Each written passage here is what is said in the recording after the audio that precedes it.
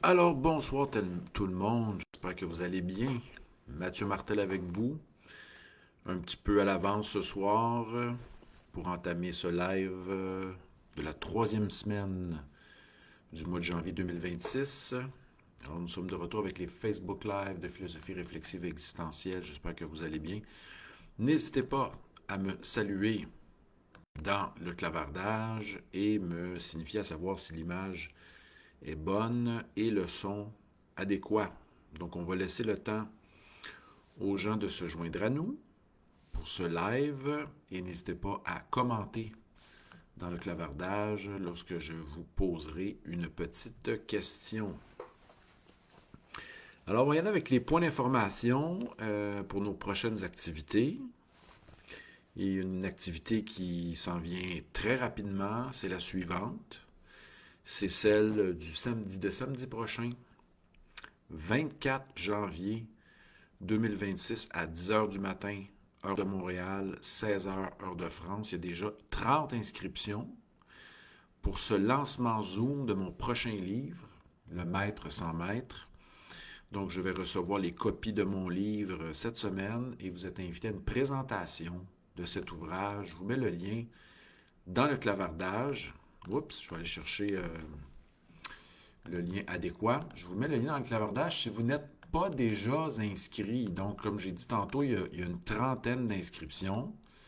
Déjà, voilà. Oups, j'ai copié quelque chose de trop. Il y a une trentaine d'inscriptions pour notre Zoom.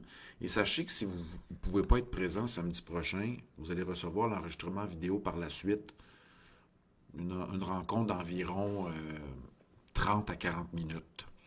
N'hésitez pas à vous manifester dans le clavardage, me dire, me signifier à savoir si le son est bon et l'image est adéquate. Question d'avoir un peu de retour, de feedback avec vous. Et oui, voilà notre prochaine activité. Il y aura aussi la semaine prochaine, pour ceux qui ne peuvent pas être là samedi, hein, pour ceux qui ne peuvent pas être là, il y aura un spécial dimanche prochain à 19 heures, un spécial lancement. OK? Sur ma page, donc le 25 à 19 heures, 25 janvier, il y aura un spécial Facebook Live lancement. Et je vais bien sûr organiser un peu plus tard au printemps un lancement en présence. Bien sûr, si vous êtes intéressé à recevoir mon livre par la poste, vous pouvez m'écrire. Il y aura des frais, bien sûr, pour l'envoi postal. Et je vous indiquerai comment. Donc, j'aurai juste besoin de votre adresse, etc., votre nom au complet. Et je vous expliquer comment faire, comment vous procurer le livre, de quelle manière et comment faire le petit virement pour recevoir le tout. Vous n'avez qu'à m'écrire en message privé sur mon site ou via Messenger pour recevoir le livre. Je vais le présenter la semaine prochaine. Vous allez voir l'image hein, de ce livre-là, d'une soixantaine de pages. C'est un essai sur la question du maître. Qu'est-ce qu'un maître? Je peux en profiter pour aller chercher, pour vous lire la quatrième de couverture. Si vous m'attendez quelques secondes, pendant que les gens se joignent à nous, je vais aller chercher mon exemplaire, c'est-à-dire l'épreuve, et vous lire la quatrième de couverture. Et après, on commencera notre sujet. Attendez-moi quelques secondes.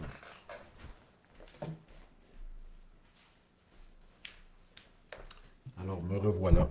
Donc, je vais sortir le tout du sac parce que ça va faire des reflets. N'hésitez pas à me saluer dans le clavardage si vous êtes présent et présente à ce Zoom, à ce webinaire. Pas ce webinaire, à ce Facebook Live. On est rendu à quoi? À plus de 400. On est là depuis mars 2020. Alors, on fêtera notre sixième année le 23 mars prochain. Peut-être un petit spécial en même temps. Voilà. Et ceux qui ont manqué notre... Ah oui, ceux qui ont manqué notre dernier... Je vais essayer d'aller le chercher ici. Ouais. Non, mais je peux pas aller le chercher. Je vais demander peut-être à Cathy d'aller le chercher. C'est-à-dire on a eu la semaine dernière avec Jean de Vox Populi un Zoom sur les résolutions annuelles. Je vous ai présenté 10 affirmations de philosophes de la tradition occidentale pour mieux commencer la nouvelle année. Je vais demander à Cathy peut-être d'aller le chercher sur réseauvoxpopuli.tv et de le mettre dans le clavardage. Pour ceux qui ont manqué, il y avait 175 inscrits. On était une cinquantaine en direct. Si vous avez manqué le tout, vous allez pouvoir le réécouter. Ou vous allez dans ma section. Ah, mais je vais le mettre tout de suite. Section de mon site. Je vais mettre ça, le lien ici. Ouais, vous allez dans la section webinaire. On a 26 enregistrements. Voilà, je vais juste aller chercher ça. Et on n'aura pas besoin de mettre davantage dans le clavardage. Voilà. Je vous mets ça tout de suite. On va commencer avec notre sujet, là. Je ne veux pas être en retard. Et voilà ce qui s'en vient. Et je vais vous lire la quatrième de couverture. On va y aller avec ça ici. Alors, bon, ça c'est la copie qu'on appelle l'épreuve que j'ai reçue. Il a fallu que j'approuve l'épreuve pour que l'imprimeur puisse faire son travail, imprimer des quantités de ce livre. Je vais vous lire la quatrième de couverture pour ceux qui ne sont pas au courant. Donc, c'est mon septième opus, voilà, qui succède bien sûr à l'appel de lettres 2020. Donc, 5 ans plus tard, je sors mon septième opus dans un nouveau format ici. Format 5 par 7,5. C'est une réflexion ad libitum, donc une réflexion libre sur la question du maître. Alors j'y vais avec une lecture du quatrième couverture. On va entamer notre sujet dans quelques instants. Merci à tous et à toutes d'être là. N'oubliez pas de me saluer. Et ce soir, notre thème, avant que j'entame la lecture, c'est quoi notre fameux thème ce soir? Hein? Oui, ce qui vient, cet obstacle à l'action, ça va être je vais défendre une thèse paradoxale.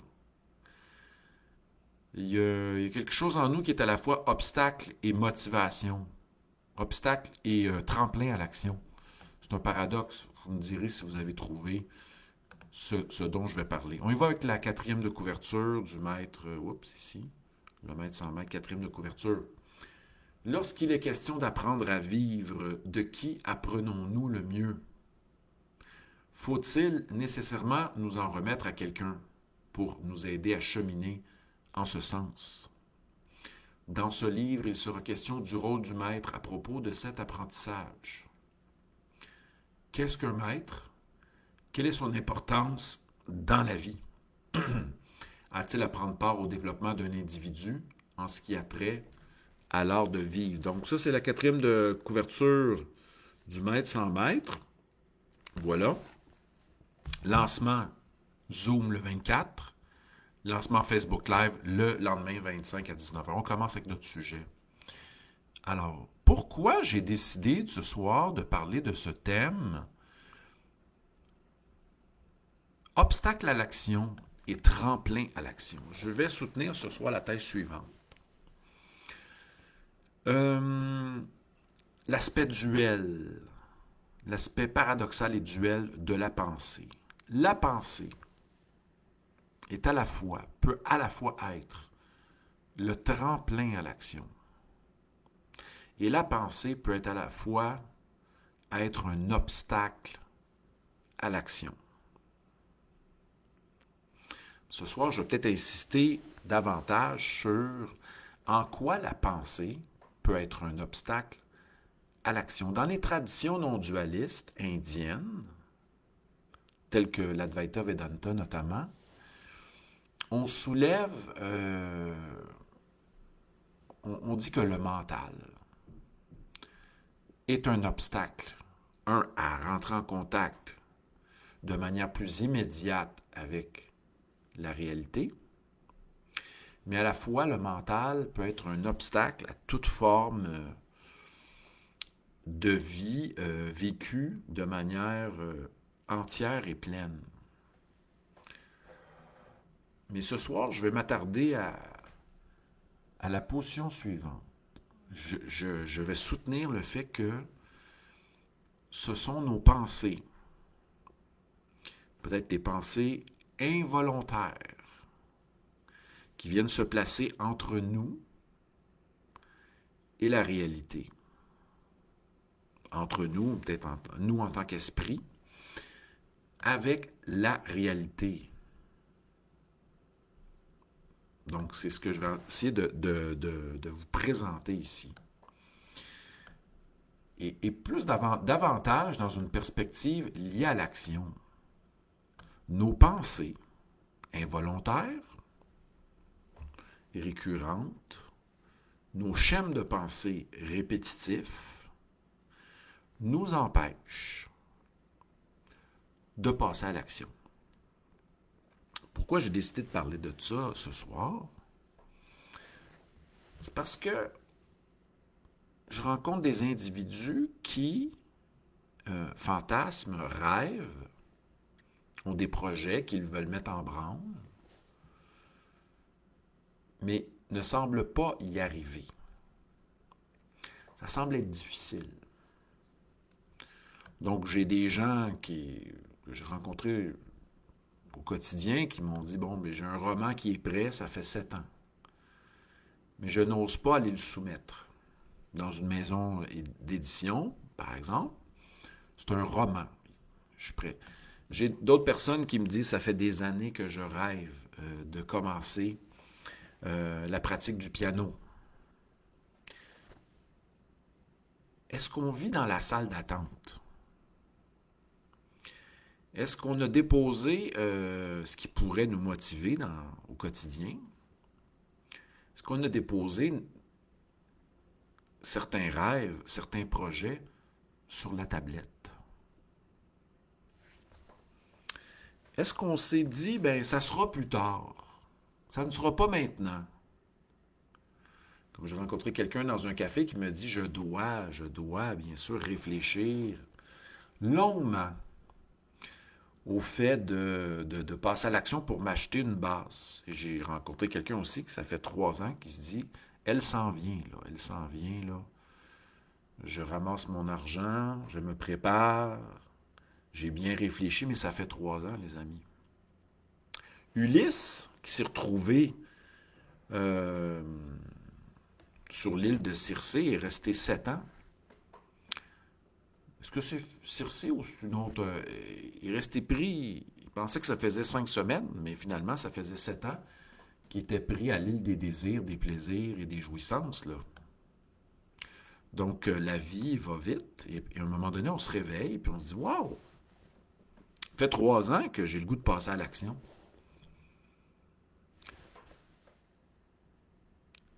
Qu'est-ce, qu'est-ce qui nous empêche? Donc, je reformule la question de ce soir. Vous pouvez tenter de répondre.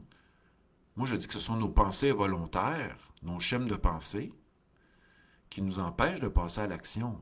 C'est une forme de voile. D'autres vont dire que c'est le manque de motivation, le manque de clarification de notre projet. Et comme la semaine dernière, nous avons parlé d'audace, du fait d'oser, ben, certains vont dire que c'est le manque d'audace. Ou c'est la peur à plusieurs niveaux qui nous empêche de passer à l'action. Alors notre thème ce soir, c'est cet obstacle à l'action. Et moi, je crois que c'est la pensée involontaire. C'est les schèmes de pensée répétitifs involontaires qui sont une forme de voile. Puis en fin de compte, nous ne sommes jamais prêts. J'avais un élève, justement, qui m'a dit, j'aimerais ça enseigner, mais j'ai besoin qu'on me prépare. J'ai besoin qu'on me laisse du temps pour préparer mes cours. J'ai besoin qu'on me guide.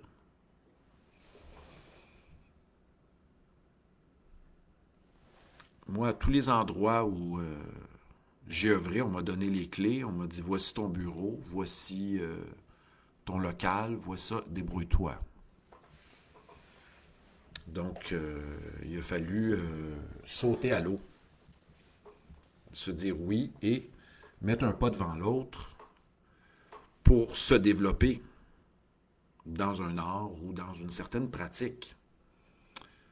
Donc, on attend la motivation, on attend d'avoir bien réfléchi son plan, hein? On veut prendre, on veut mûrir notre réflexion. Hein, certains parlent d'un déménagement, puis là, ça fait des années qu'ils veulent déménager. Mais si on savait qu'il est difficile d'atteindre la simplicité et que c'est plus simple que l'on pense. Mais les barrières, les blocages sont de l'ordre de la pensée. À la fois, la pensée peut être un tremplin, mais à la fois, la pensée peut être un obstacle. Bon, j'entends du bruit, je vais fermer la fenêtre, je vous reviens.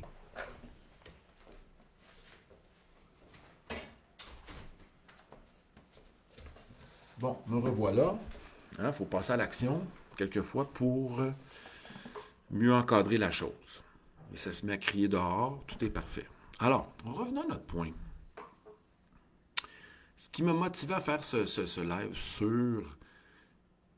sur la pensée en tant qu'obstacle à l'action, c'est que j'observe plusieurs personnes qui rêvent d'une nouvelle vie, rêvent d'entamer un nouveau projet, rêvent de pratiquer un nouvel instrument, de s'y mettre un jour, mais, n'y arrivent pas. Est-ce que c'est vraiment si difficile? Est-ce qu'il faut vraiment beaucoup d'énergie? Est-ce qu'il faut une volonté de faire pour y arriver? Est-ce qu'il faut avoir mûri notre projet là, par étapes avant de passer à l'action? Et si c'était plus facile? Et si c'était justement notre pensée qui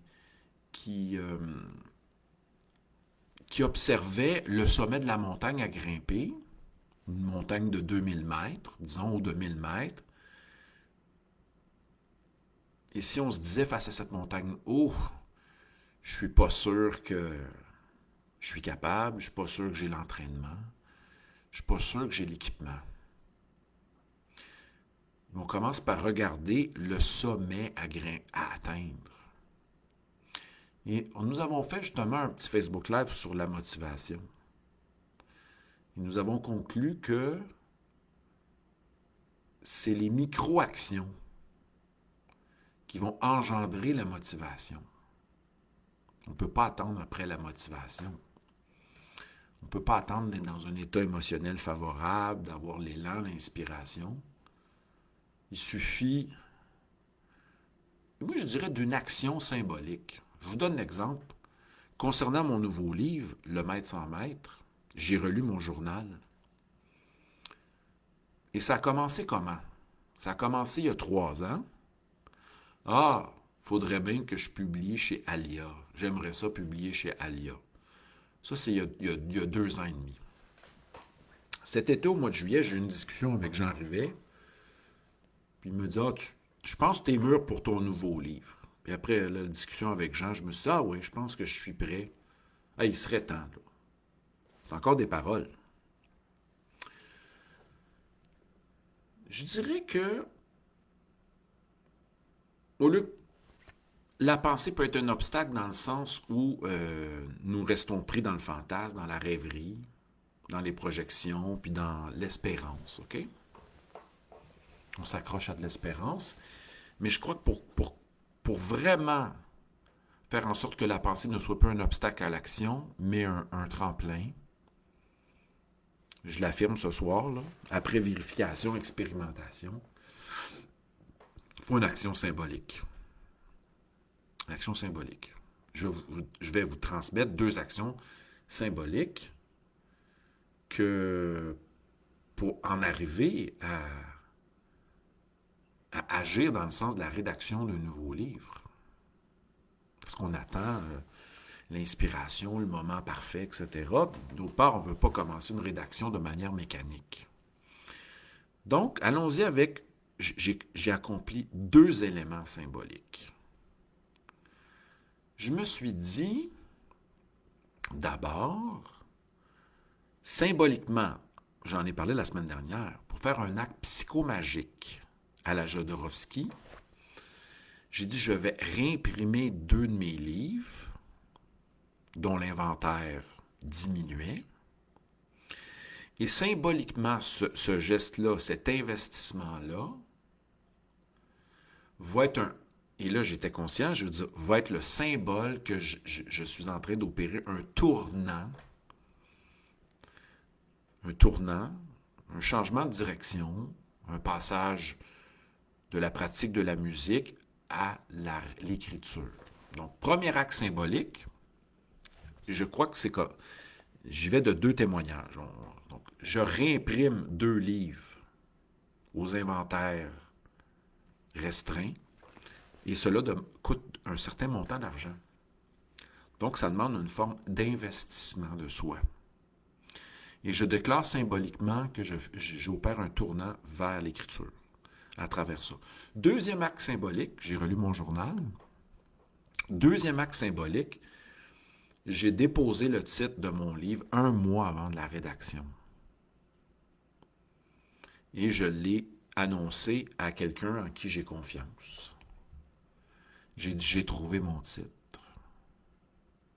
Il me dit, j'aime bien ton titre. Je n'avais pas besoin d'avoir une reconnaissance que le titre soit bon, mais j'avais besoin de le dire à quelqu'un qui était dans le domaine. Et à partir de là, il suffit d'écrire un titre. Il y a eu ce deuxième moment-là. Et le troisième moment, assis au café,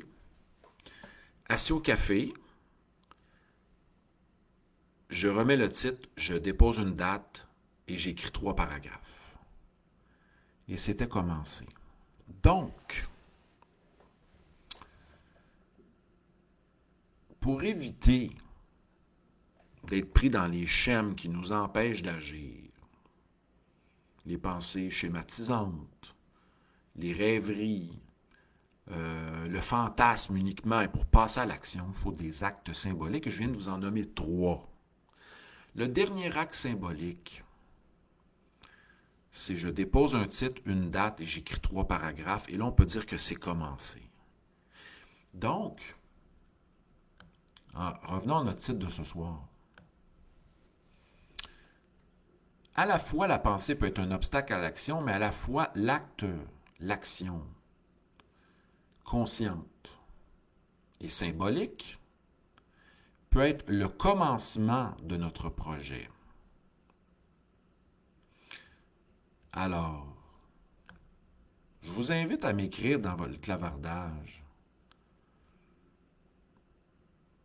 Quel est le projet que vous voulez entamer? Je peux vous donner des exemples. C'est quoi votre projet? C'est quoi votre... Qu'est-ce que vous voulez entamer comme action pour le début de la nouvelle année? Est-ce que c'est vous remettre à l'entraînement? Est-ce que c'est pratiquer un instrument de musique? Est-ce que c'est modifier, vous mettre à lire un livre à lire à chaque jour? C'est quoi? Faut commencer par, faut qu'il y ait un moment symbolique, un début. Mettez ça comme une date, inscrivez la date. Et à chaque fois que vous lisez, à chaque jour, écrivez la date. Et peut-être la durée, juste la date. Et là, dire, j'ai commencé à cette date. Et vous allez vous rappeler de cette date-là. Moi, je me rappelle la date où j'ai posé le titre de mon livre et je rappelle la date où j'ai commencé à jouer de la basse. Hein? Donc, je vous pose la question suivante. Que voulez-vous entamer comme nouvelle action? Action, rêve, projet pour la nouvelle année. C'est quoi? J'en profite pour vous saluer. Merci tout le monde d'être là. Ça a bien fonctionné ce soir, la mise en onde. Salutations à Cathy Anton, Mariette, et il y a plusieurs de nos personnes qui seront, justement, Anton, Cathy, Mariette, qui seront sûrement au lancement Zoom de samedi prochain, gratuit. Salutations à Mélanie. Salutations à Chris, à Steve, merci d'être là. Salutations à Cathy, Cathy avec un K. Et Anton, je vais lire des commentaires. Écrivez-moi des commentaires. Je vais lire Anton et Steve dans quelques secondes. Merci de m'écrire. Pour faire un commentaire sur ce que je viens de dire ou m'écrire, c'est quoi votre nouveau projet que vous l'entamez de manière symbolique. Allez-vous vous organiser un départ symbolique, un commencement symbolique. On y va avec les commentaires. Merci tout le monde. Anton nous dit qu'à la fois la pensée, oui, j'ai raison. Merci Anton de m'appuyer. Que la pensée peut être un frein ou un obstacle ou un tremplin. Mais il nuance. Il nuance. Merci pour ton bon commentaire, Anton. Il nous dit, ce n'est pas toutes les pensées involontaires et tous les schémas répétitifs qui sont des obstacles à l'action.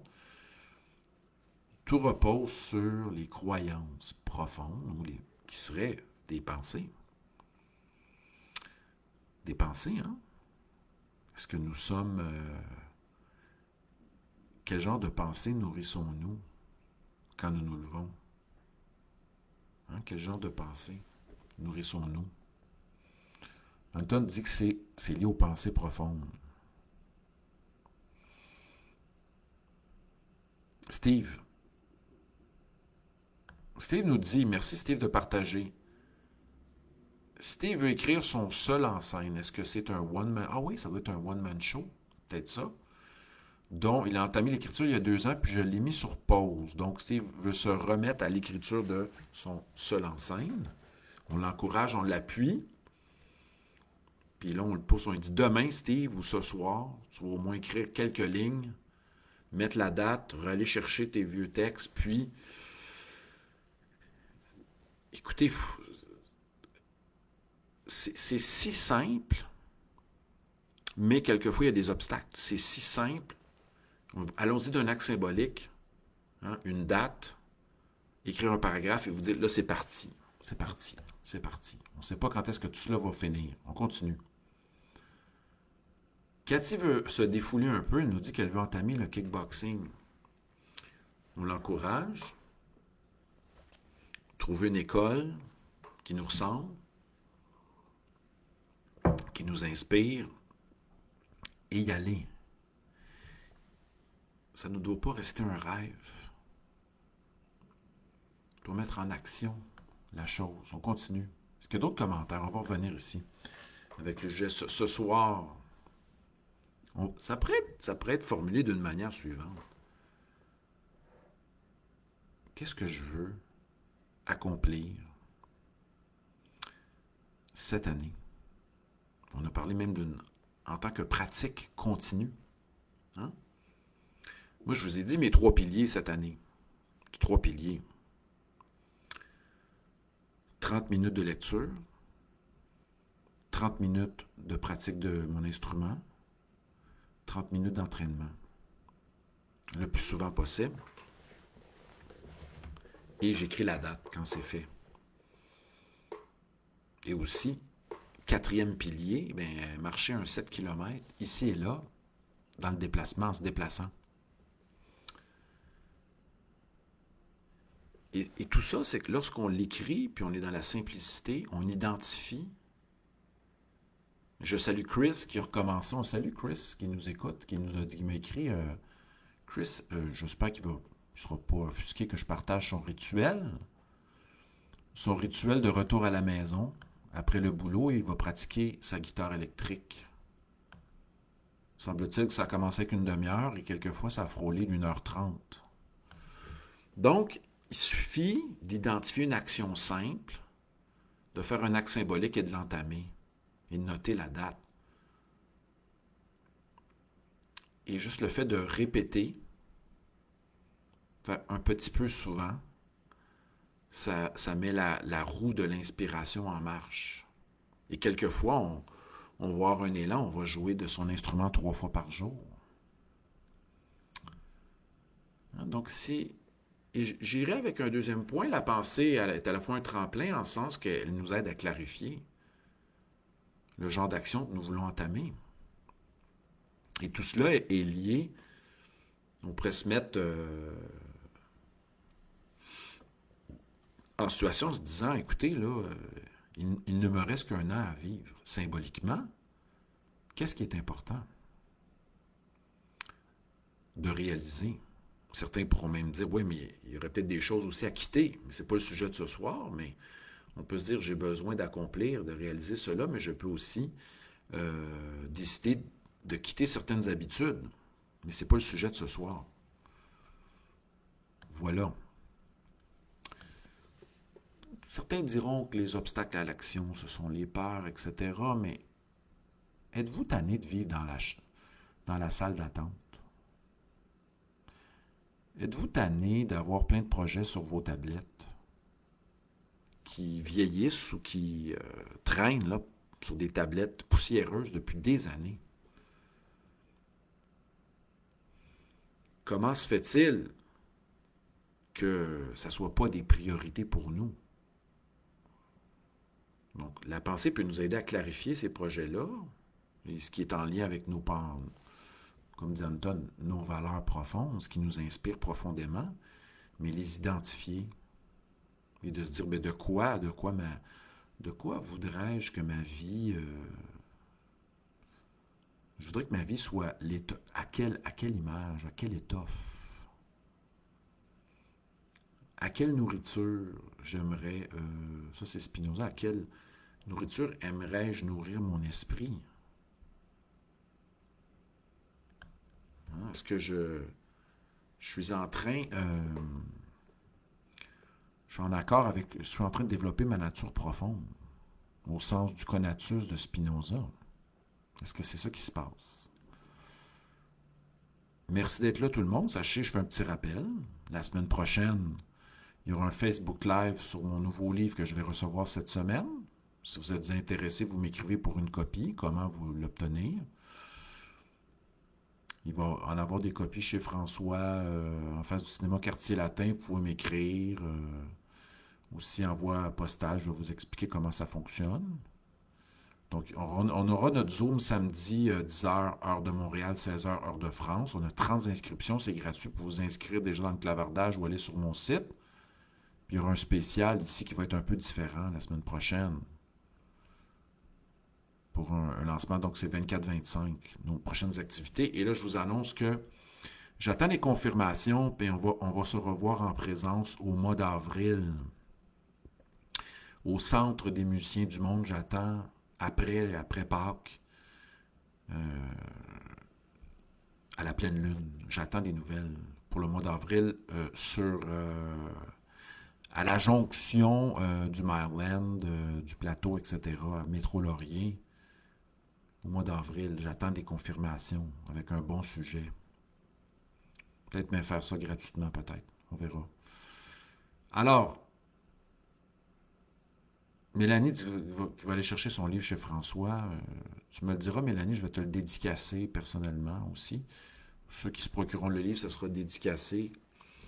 Et voilà le tout. Sur ça, les amis, merci d'avoir été présents et présentes. Partagez si vous avez apprécié. On salue les gens qui nous écoutent, qui nous écouteront en différé, qui nous écoutent secrètement et qui étaient présents ce soir. On était une quinzaine. Ça a bien marché ce soir, ça a bien été. Une petite réflexion sur ce qui est un obstacle à l'action et comment peut-on enfin passer à l'action à partir d'un acte symbolique simple que nous allons répéter. Donc on a trouvé que la pensée peut nous aider à clarifier ce qui nous inspire profondément et à la fois déterminer un contexte où nous pouvons passer à l'action de manière symbolique et en répétant des micro-actions l'année durant. Hein? Revenir à la simplicité de l'acte même. Merci à tous et à toutes. Bonne soirée. Prenez soin de vous. On se revoit bientôt. À la semaine prochaine. Bye bye. Merci.